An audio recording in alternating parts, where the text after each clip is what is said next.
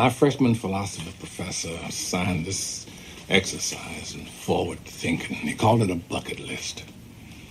We were supposed to make a list of all the things we wanted to do in our lives before we kick the bucket. Cutesy. Welcome to The Internet Says It's True, a show where we learn something new every week, part of the WCBE podcast experience. My name is Michael Kent, and this week we're talking about something that is currently blowing up on the internet. If you're not a member on Patreon, by the way, last week's unedited interview video with Harrison Greenbaum is as good a reason as any to go and do that. It's at patreon.com/Michael Kent, and that's where you go to see all the unedited Zoom calls with our guests. Last week's was hilarious. There was a ton of stuff I had to edit out. You won't be sorry you joined, trust me. Congratulations to last week's hidden contest winner, Jeff. Jeff won a $10 Amazon gift card by answering last week's secret question somewhere in the episode. We are continuing that again this week, and there's a strict you can only win once rule in place. The topics from this show usually come from people sending them in to me. You can do that by sending them in on social media, through Facebook or whatever, or through the form on the internetsaysitstrue.com.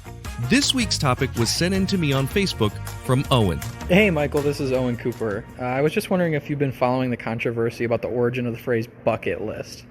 I think that'd be a great episode. I'd love to hear about it. Thanks. Thanks, Owen. I got this message late at night, and I proceeded to stay up way too long reading the Reddit thread about it. This blew me away. When Nelson Mandela died in 2013, thousands of people were confused. Something in their brain, some false memory, told them that Nelson Mandela had died in prison in the 1980s. This was despite the fact that he had gone on to be freed and to serve as president of South Africa for 5 years in the 90s. An American writer and so-called paranormal consultant, Fiona Broom, called the false memory, quote, the Mandela Effect. And since then, popular culture is quick to point out similar false memories that happen on a large scale. Here are some of the most popular examples. You may have heard of some of these. Rich Uncle Pennybags in Monopoly never wore a monocle. Sinbad never made a genie movie in the 1990s. In Star Wars, Darth Vader never said the phrase, "Luke, I am your father." That one, he said, "No, I am your father," and he was saying it to Luke, but people misremember it. There are more subtle examples like that, like people misremembering the color chartreuse as a pinkish magenta when it's really a green color. They misremember a hyphen in the name of the Kit Kat candy bar. They mistakenly think that Smokey the Bear was known as Smokey the... I said Smokey the Bear. It's actually Smokey Bear. Here's one that really got me. The movie Risky Business. There's this famous scene. Tom Cruise slides into the shot, and he's wearing just underwear and a button-down shirt, and he's lip-syncing to old-time rock and roll. He's not wearing sunglasses in the movie, but you would probably swear that he was. Go back, watch it. There are no sunglasses. There are dozens of these. I could just sit and talk about examples of the Mandela Effect all day, and a lot of these start to get weak. Like how people point out Forrest Gump never said life is like a box of chocolates. Okay, no, he didn't.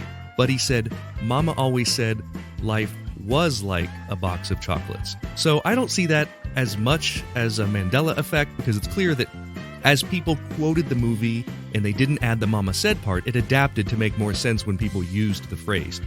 But some of these are more bold false memories. Like all of the people who swear the Fruit of the Loom underwear logo had a cornucopia as part of the design. It never did, never has. Or how Ed McMahon used to deliver giant checks to people as part of the Publishers Clearinghouse. He never did that. He did briefly work for one of their competitors, but he never appeared on camera as part of that promotion. Well, the internet is going crazy right now with a new one, and it's about the phrase bucket list, as in here's a list of things I want to do before I die. The claim is that this phrase never appeared before the Rob Reiner Buddy movie in 2007. And when you hear that, if you're like me, you're like, that's absolute BS, because I've used that phrase my whole life since I was a kid, and I've always known about bucket lists.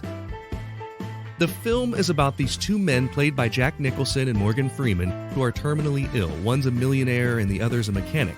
They become friends in the hospital room that they share, and they decide to write a list of things they want to do before they kick the bucket.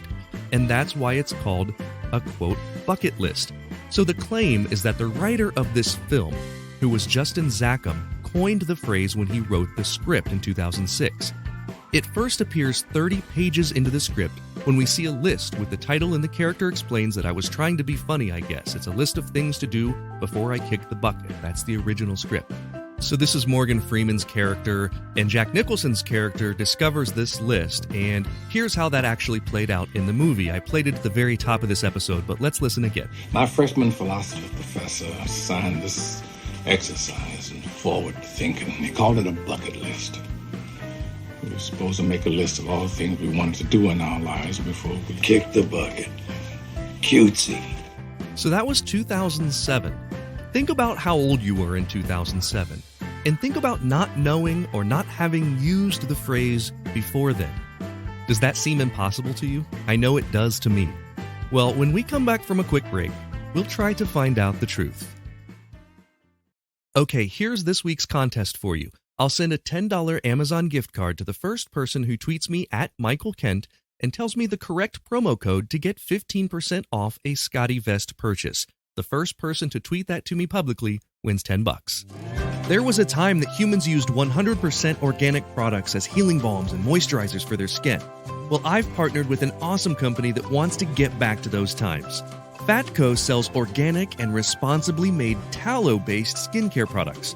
For centuries, humans used tallow in skin moisturizers and healing balms, but unfortunately, the topical application of these fats seemed to stop around the same time that animal fats stopped being considered part of a healthy diet. A lot of modern skincare products do more harm than good by stripping your skin of its natural oils. Let's change that. You can try them out now at fatco.com and get 15% off your order by using my promo code INTERNET. Go to theinternetsaysitstrue.com/deals for the link. It's been colder lately, and I have photos on my Instagram of me wearing one of my favorite clothing items for this time of year, my Scotty Vest fleece. It is awesome for traveling around because it has pockets for all of my gadgets, for my phone, my glasses, my wallet, my charging cord, you name it. It's a clothing company I believe in, and I'm confident that they've got an article of clothing that you'll love. The best thing you can do is take a look at all the awesome pocket-packed clothing on their website. Go to scottywest.com and enter promo code TM15. That's Tango Mike 15, and you'll get 15% off your order. The link is in my show notes. Okay, let's get back to the internet. I did a lot of research on the internet looking into this week. It kept me up way too late when I first read about it, because everything in me says this phrase existed my whole life. It stems from the phrase kick the bucket to mean death. Now, that phrase is old. It goes back to at least 1785. The origin has something to do with either the French word bucket, like B-U-C-Q-U-E-T, meaning a balance, or the literal action of a person being hanged and standing on a bucket before doing so, kicking away the bucket. So was the 2007 movie, which was written in 2006, the first instance of the phrase bucket list? Well, internet sleuths have searched newspaper databases, old archived websites, and Google book databases, and it seems like this phrase wasn't widely used anywhere before this film. I'm blown away by this. Now, with that said, it may be that Justin Zackham wasn't the first to actually use the phrase. A book called Unfair and Unbalanced, The Lunatic Magniloquence of Henry E. Pankey by Patrick M. Carlyle contains this sentence, quote, "So anyway, a great man in his querulous twilight years who doesn't want to go gently into that blacky black night. He wants to cut loose, dance on the razor's edge, pry the lid off his bucket list." End quote. So it's older. That book is from, it's from 2004. Not many people have heard of this book, so even if he coined the phrase, no one used it, and no one heard of it from this book. There's also a blog post from someone named Kendra Puckett in 2006 called 1,000 Words that references the phrase, and it's being used in the same context here, almost the same sentence as the film. and another reference from a blog called, quote, Fong Songs, where someone used the phrase, all with dashes, quote, must see before I kick the proverbial bucket list. That's from 2006, July of 2006. And as we've stated, that same year, a screenplay was written by Justin Zachem. The idea came to him when he had written his own list. He called it, quote, list of things to do before I kick the bucket, end quote, and later shortened it to Justin's Bucket List. The first item on his list was to get a film made at a major studio. The 2007 Rob Reiner film became Zachem's first studio film. Oh my gosh, the internet says this is true. This is a Mandela Effect. Human memory is not good. I can't believe it. I absolutely cannot believe this one. I would have sworn I used that phrase growing up, but it just can't be true.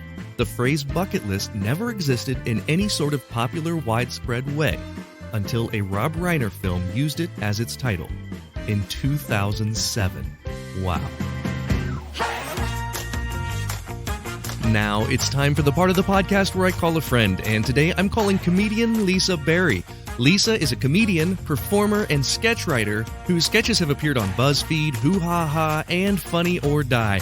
She's also one of the founding producers of C-Bus Comedy, who produces comedy shows around Columbus, Ohio. Lisa Berry, it is so good to have you on the podcast. I'm excited. I love supporting Columbus comedians and having them on the show. I'm not really in the Columbus comedy crowd being a magician, but I'm in just enough that I have a ton of comedian friends, and you're always working. You're in the mix.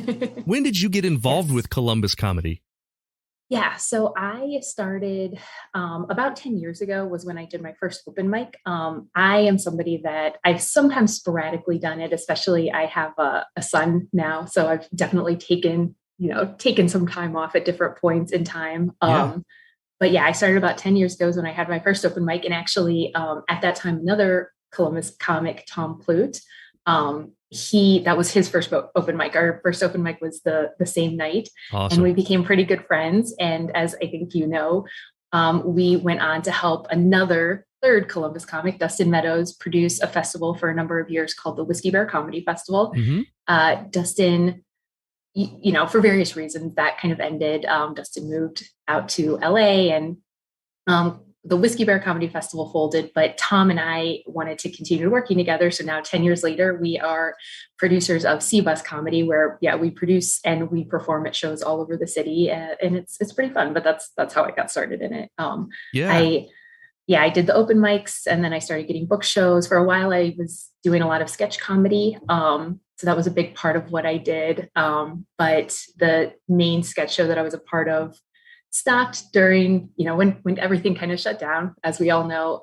That stopped, and it hasn't really started back up. But do you do improv as well? No, I don't do improv. I've been guests on improv shows. Like Hashtag Comedy is a big improv group here in Columbus. I've done a couple of their shows, but it's more like I am a guest. I am not part of that world. Generally. To me, that is the most terrifying form of comedy. It is. Yeah, that's my relationship with improv as well. I took some classes at the Second City, like improv and comedy writing and stuff, and I'm really bad at it because if you're used to doing a one-person show, when you join a troupe of improv actors, you are trying to make sure it's funny. And you're you're thinking in your head, I need to guarantee that this is going to be funny because I'm the guest. And by the time you're figuring out what's going to make it funny, they're talking about something else and you weren't listening. It's it's a really good exercise in being present and just going humble with it, and humble. It is humbling to do improv. But I always say, I think I've probably said it on other podcasts, I think improv is good for every profession, like sales and everything. Yeah, I agree. And I have some friends that's what they do is they go to businesses and they use improv to help them improve things in business. And I agree. I think it's such a good skill to have.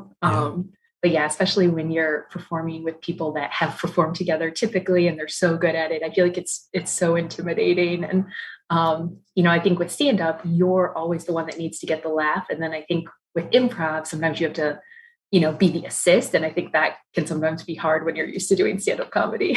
I had an improv teacher tell me once, that I was not good at choosing weak characters.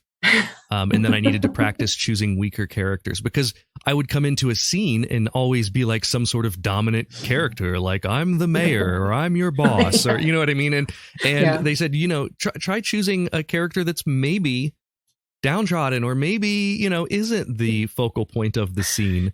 And I'm like, but why would I do that? Right. They won't be watching me if I do that.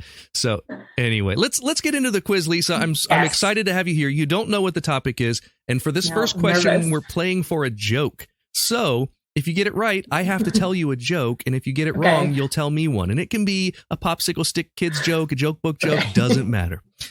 Okay. Here's the question. The internet has been buzzing about the fact that which one of these phrases isn't as old as people collectively thought? Okay. A, cold shoulder, B, drawing board, or C, bucket list? I think it feels like it could be any of them. One of these in particular there have been Reddit threads about it. There have been like BuzzFeed articles and all kinds of stuff that, oh my gosh, we thought that this was an old phrase and it's not. This is making me embarrassed because I actually am on Reddit and BuzzFeed all the time and I have no idea what this is. I didn't either. And someone sent it to me this week and it blew me away. So cold shoulder. I don't know.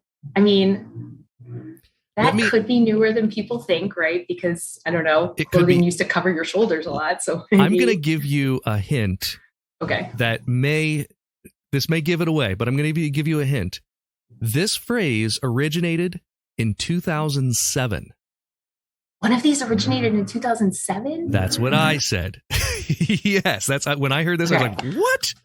Okay, so I'm trying to think of what I would have heard. I feel like I heard drawing board when I was a kid. So I feel like it's not. I swear I heard drawing board when I was younger. I feel like it's not drawing board. I feel like I heard cold shoulder when I was younger. And maybe bucket list because that one's tough because I don't know that I would have thought about a bucket list when I was a kid. So like that also might have just been like, it wasn't a part of my, right. But I think I am going to go with bucket list. You are correct. The answer is bucket list. Nobody said bucket list until there was a movie. Rob Reiner made a movie called The Bucket List in 2007. But where did he get the phrase? So the writer, or do I need to listen to the podcast? Yeah. I mean, if you go back and you listen to the podcast, it'll explain it. But and so we won't go over all of it for our listeners. But it was, the year prior, the writer Justin Zackham, he had written a list of things to do before he kicked the bucket, and he shortened it to Justin's Bucket List, and that's how he sort of presented it in the movie as well. With the movie was Jack Nicholson and Morgan Freeman. Yeah, I kind of remember that movie. Okay. Yeah, but no one said that. And everyone's like, well, bucket list has been around forever. But no one really said it until that movie. Now, there were a couple very obscure references to bucket list prior to that movie, but only by a few years.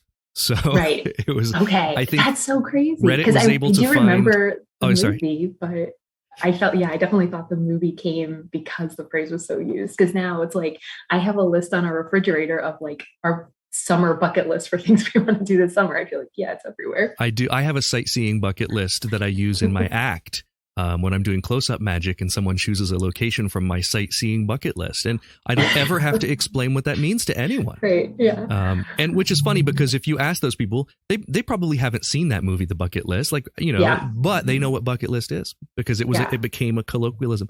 I owe you a joke, Lisa. Okay. Why do ants never get sick? Why do ants never get sick? It's because they have antibodies. That's good. Yeah. How old is your kid? He's 3 and he's on a kick right now where he tells a joke every night. So I might have to work this into that one is for your son. All right. Question 2. For this question, we're playing for an admission of guilt. In this case, it's going to be a guilty pleasure movie or TV show. So if you get it wrong, you've got to tell me a movie or TV show you're not proud of loving. If you get it right, I'll tell you one of mine. Okay. Bucket list comes from the phrase kicking the bucket. Which one of these phrases is another euphemism for dying? A, to pop one's clogs. B, to kiss the king. Or C, to shine the train.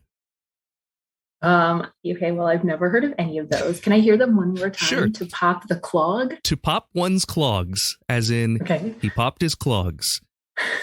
Or B is to kiss the king, as in he kissed the king. Or C, to shine the train. Okay, so I mean, kiss the king sounds very plausible. Shine the train, like, like the tunnel. You're leaving Earth through a tunnel. That could make sense. Pop the clogs. I don't know. Is that like a clogged sink or like clogs that you dance with? Pop the clogs. I guess, yeah, I don't know. I guess it would be that you dance with. Pop the clogs. Okay, so here's what I'm thinking. If it's clogs that you dance with, I feel like maybe it's like, like you're hanging up your clogs one last time. So I'm gonna go pop the clogs.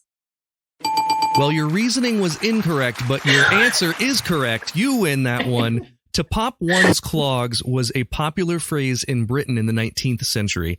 It refers to pawning someone's clothes after they die. So British slang for pawning was to pop, like I'm going to, pop this watch and get some money for it. So they would say to pop one's clogs. And apparently that was a thing, someone dies, you pawn their clothes. I guess I didn't know clogs were that ubiquitous. That's the one thing I didn't see was a link between clogs and clothes. I don't know what. Yeah, I didn't think clogs were anything outside of maybe like Dutch.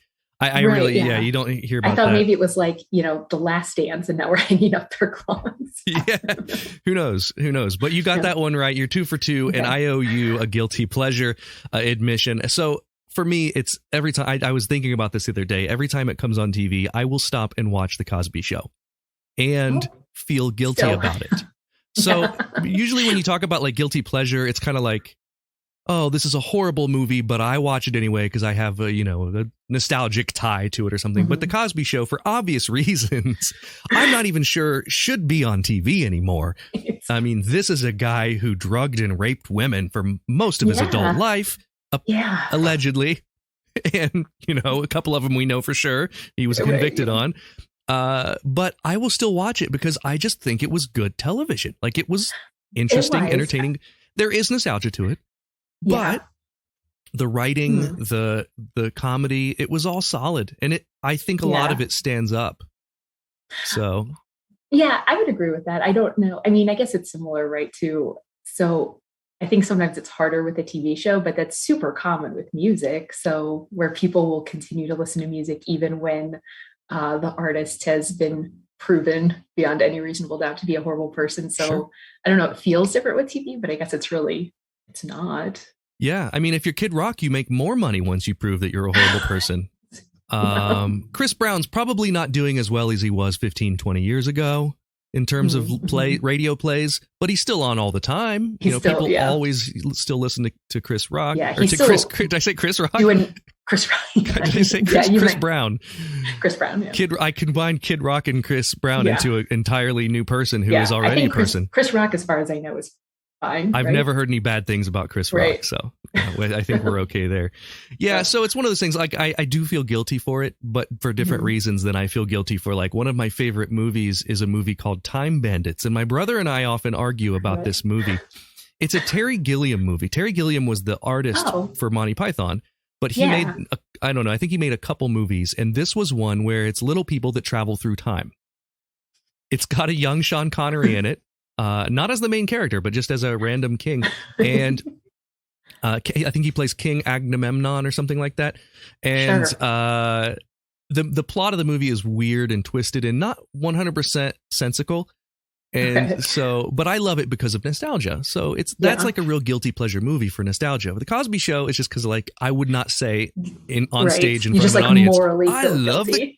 I wouldn't make my Facebook profile picture like Bill Cosby. You know what I mean? No, you'll just say it on this nationally broadcast podcast. But with explanation, right? Like I have the ability here to spend 3 minutes talking about the context of why I feel guilty for doing that, and that I am aware of who he is.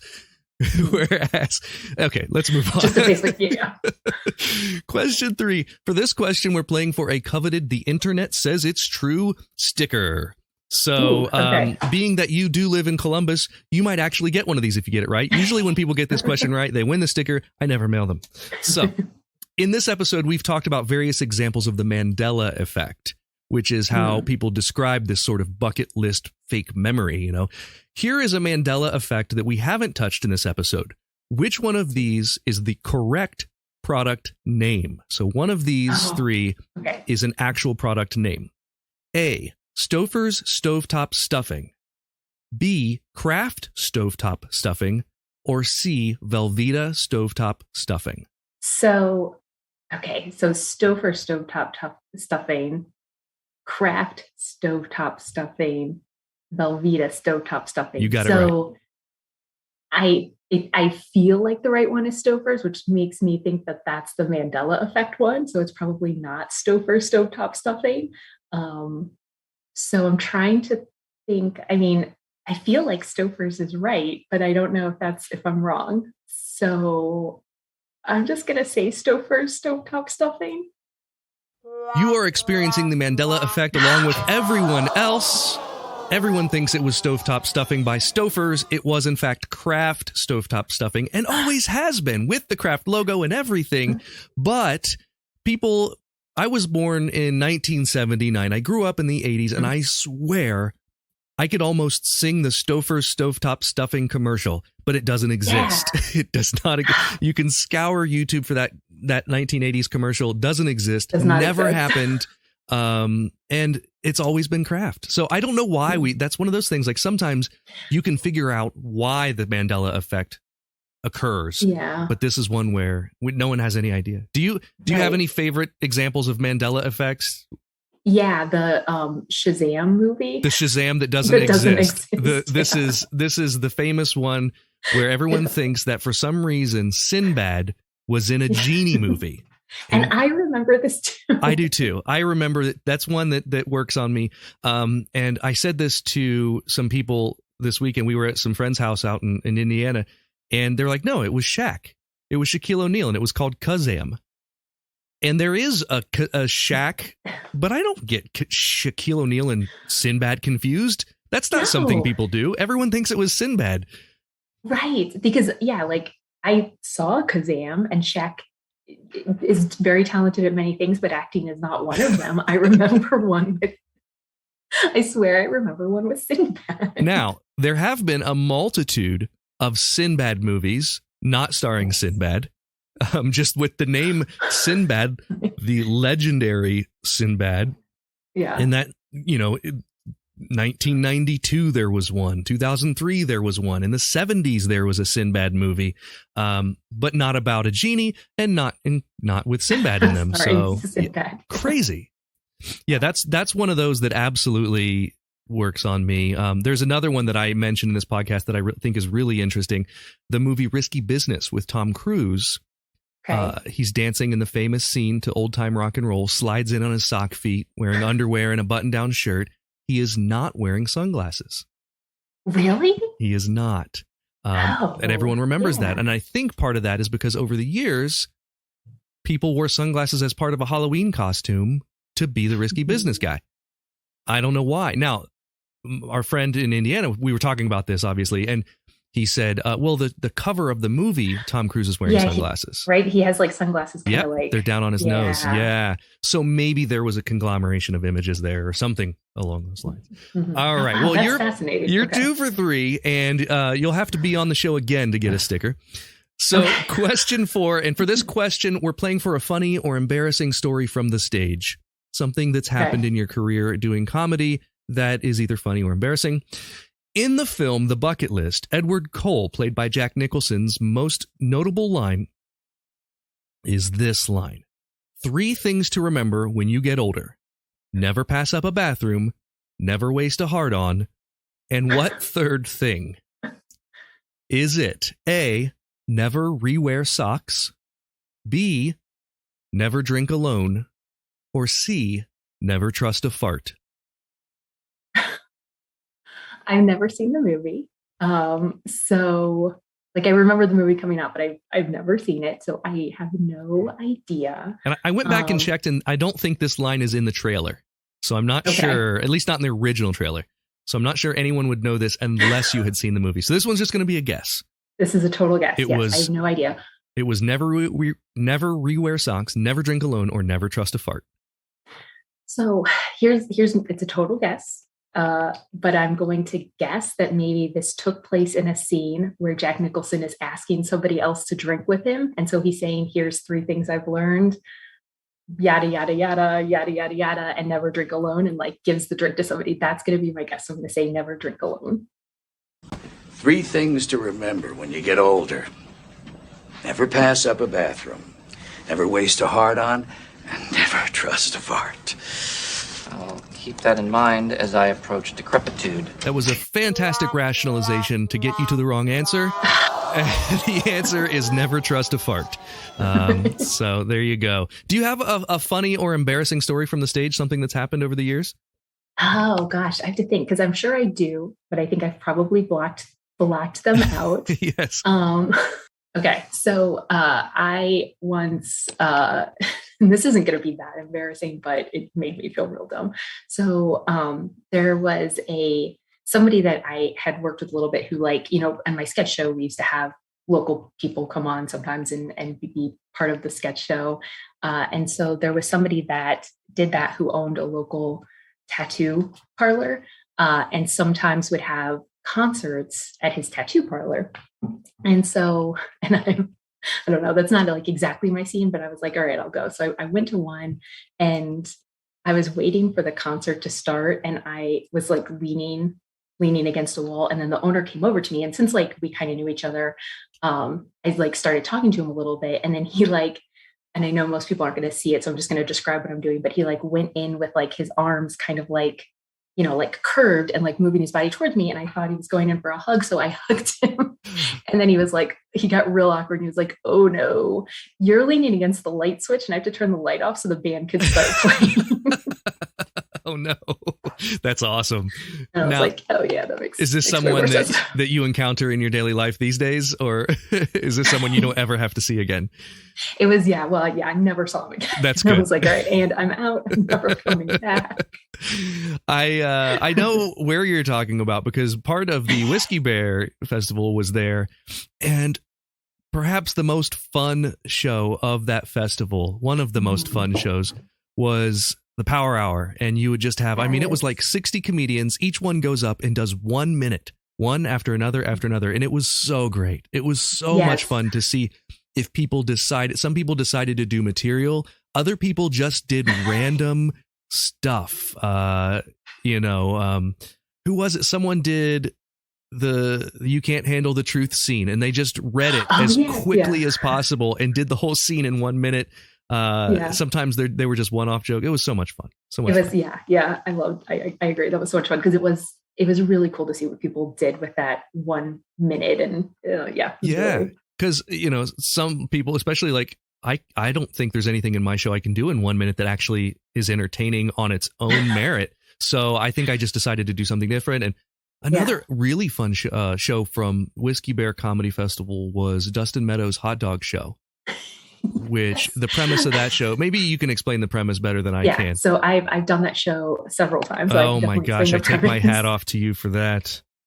So the premise of his hot dog show was that every comedian would be given kind of like a tell, or they would have some rule that they weren't supposed to violate, but they weren't aware of what it was. So like you would be asked to leave the room. Dustin would tell the entire audience what your thing was. So for example, the very first time I did the show, my thing was elaborate hand gestures. But I didn't know. So I had to leave the room and I came back in and I would tell a joke. And anytime I would do an elaborate hand gesture, he would play a bullhorn noise and you have to eat a hot dog. And then the rule is you don't have to eat the hot dog right away, but you have to finish all of your hot dogs before you leave the stage. So all of these comedians would start kind of piling on stage, and then they would start like interacting with the other comedians. And it was just such a fun show. I will say that was the show where I learned I do elaborate hand gestures because I did not know before.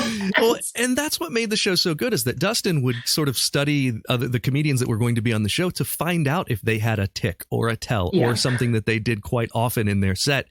And so there is an opportunity for this show to make them a better comedian. If someone always says or something like that, he could make that the thing. It was such an entertaining show. I hope to see that sort of show in the future. Again, I don't know if he is continuing, that has plans to continue that out west, but I think he has plans to like take it to festivals. I hope so, because I agree. I think I hated being on the show. I would have never been able to. I think, like the first time when I had the elaborate hand gestures, I had a bunch of hot dogs I had to eat. And then the second time I did the show, he gave me smiling. And for the people that cannot see me on the podcast, I just have like a permanent smile. I have a very Midwestern smiley face. And so I think halfway through, he just abandoned it because the audience thought it was too mean. Once you're getting 12 hot dogs that you've got to eat in your 3-minute set, it's like, okay, well, let's ease up. She's good. Oh, so good. So good. Well, you are 2 for 4 so far, and we're heading into the final question, the 5th question. Lisa, this one's for all the marbles. If you get this wrong, I am banning you from my podcast. You'll never be asked on again. I'll never get the sticker. You'll never get the sticker. But if you answer this correctly, you get that chance. Here's your question. Okay. If you could create your own Mandela Effect, what would it be about? Ooh. What thing would you choose to make people have a mass false memory about? Oh, wow. That is really interesting. Oh my gosh. Okay, you threw me for a loop with that one. I have to think about that one for a second. So this one, okay, this is really hard, but I think that I would I am a really big Cleveland Browns fan. So I think I would just make everybody remember that the year that the Browns left, they won the Super Bowl and left in a blaze of glory, and be really confused if that didn't happen. Yeah. I think that would be what I want. They just totally misremember the history of the Browns and remember them winning before they go off to Baltimore. Bernie Kosar, we find out, has really been the quarterback for 40 years of the Browns, and we're all just misremembering our entire lives worth of Browns games. I like it. Exactly. I like it. That is a correct answer, which means you get a chance to come back on the podcast. And you went 3 for 5. That is not too bad. That's a winning record. Thank you so much for coming on the show. You can see Lisa Berry at Cafe Kerouac on March 17th. That's in Columbus, Ohio. In Hilliard, Ohio, which is where I live, she'll be at the Station on March 24th. Where else can people learn more about you or C-Bus comedy in general? So you can follow me at Lisa Berry, Berry227 on Instagram, and C-Bus Comedy. You can go to cbuscomedy.com, or you can find C-Bus Comedy on Facebook or Instagram, and it's just C-Bus Comedy. Awesome. Well, thank you so much. Once again, that's it's Lisa Berry 227. It's Berry 227. Oh, Berry 227. 227, like the show, like the 90s or 80s show with Jack Hay. Exactly. Or like I was the 227th Berry to attend OSU, and I just kept that. I get that throughout the rest of my adult life. My brother was like 53 and I was 72, and my niece just got accepted and she's like 300 and something. So we figured out the Kent per year ratio based on that. My brother and I were joking about that. All right. Well, have a wonderful week, Lisa. Thanks so much for joining us. Yeah. Thank you so much for having me. This was a lot of fun. Well, that's all for this week. Next week will be a completely different topic, so send those in on our website. Thanks to Owen Cooper for today's topic, and thanks to Lisa Berry for being my guest. Here's a kid who's never heard of Jack Nicholson. Thank you for listening to The Internet Says It's True. Don't forget to join up on Patreon if you want to see the unedited video of the guest appearance or to hear bonus episodes. You can do that at patreon.com/Michael Kent. Also, if you learned something that you didn't already know from the show, please visit iTunes and leave us a review with 5 stars and a few words.